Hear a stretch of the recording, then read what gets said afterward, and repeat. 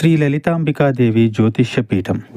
భార్యాభర్తల మధ్య కలహాలు రావడం, పిల్లలు పెద్దల మాట వినకపోవడం, ఆరోగ్య సమస్యలు, ఆర్థిక సమస్యలు, విద్య, ఉద్యోగ సమస్యలు, వ్యాపారంలో, వ్యవసాయంలో నష్టాలు రావడం, శత్రుభయం, నరదిష్టి, నాగదోషం. మీరు ఎన్నో సమస్యలతో బాధపడుతున్నట్లయితే ఈ గురువు గారికి ఒక్కసారి నమ్మకంతో కాల్ చేయండి. ఈ గురువు గారు చెప్పింది చెప్పినట్లుగా జరిగింది. మీరు ఏమీ చెప్పవద్దు అన్ని గురువు గారు చెప్తారు. గురూజీ శ్రీ గురవయ్య స్వామి గారు. Phone number 8988818444.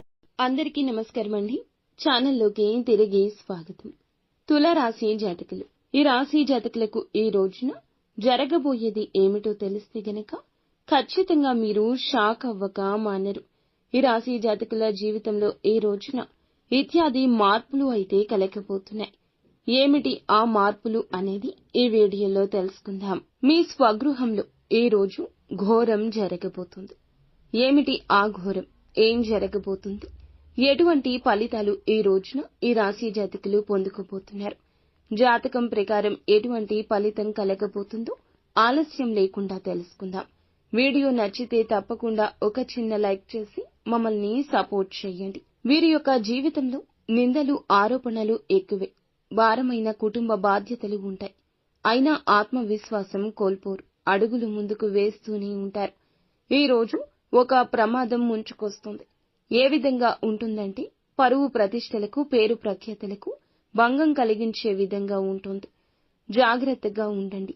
ఇరుగు పొరుగు కావచ్చు, కుటుంబ సభ్యుల్లో ఎవరైనా కావచ్చు, మీరు పనిచేసే చోట, వ్యాపారం చేసే చోట ఒక వ్యక్తి మిమ్మల్ని చాలా కాలంగా ద్వేషిస్తున్నారు. మీరు వారిని డామినేట్ చేస్తున్నారు. మీ శక్తి సామర్థ్యాలు వారిని ఇబ్బంది పెడుతున్నాయి. ఆ వ్యక్తి మీ పైన కుట్ర పన్నుతున్నారు. మీ పైన ఒక ఆరోపణ చేయడానికి సిద్ధపడుతున్నారు. నలుగురిలో మిమ్మల్ని అవమానించాలని, చేయని ఒక తప్పులో మిమ్మల్ని ఇరికించాలంటూ యత్నిస్తున్నారు. ఈ విధంగా మీ పైన నేరం మోపుతారు. నలుగురిలో అల్లరి పాలు చేసి పరువు ప్రతిష్టలకు భంగం కలిగిస్తారు. ఇది చూసి శత్రువులు సంతోషిస్తారు. ఈ యొక్క రాశి జాతకులకు ఈ రోజున ఈ యొక్క దిన ఫలాల ప్రకారం ఇలాగే కనిపిస్తుంది. కుటుంబపరమైన సమస్యలతో చాలా కాలంగా బాధపడుతున్నారు. కానీ ఈ రోజున ఉపశమనమైతే లభిస్తుంది. గృహంలో కొన్ని సమస్యలున్నాయి. కుటుంబ సభ్యులకు సంబంధించినవి కావచ్చు. మీ కూతురికి, అల్లుడికి సంబంధించినవి కావచ్చు. కొడుకు, కోడళ్లకు సంబంధించింది కావచ్చు. సమస్యలు ఉంటే, మానసికంగా ఇందువల్ల కృంగిపోతుంటే, ఈ పరిస్థితులు అనుభవిస్తుంటే, చాలా కాలంగా ఈ యొక్క పరిస్థితుల ద్వారా చాలా కాలంగా ఇలాగే ఉన్నా ఈ రోజు ఉపశమనం లభించే అవకాశం ఉంటుంది. ఈ రాశి వారు ఎవరైతే ఉన్నారో చాలా కాలంగా ఎక్కడికైనా వెళ్లాలి, కుటుంబంతో కాస్త సమయం గడపాలని కోరుకుంటున్నారు. ఈ యొక్క సమయం గడపలేకే మీ జీవితం, కుటుంబం అంతా కూడా నరకప్రాయంగా మీకు వారికి తోస్తుంది. ఆ కోరిక బలంగా కలిగి ఉంటే దానికి సంబంధించి ఈ రోజు చర్చించి ఒక నిర్ణయం తీసుకుంటారు. దీనికి వారు ఆమోదం తెలుపుతారు.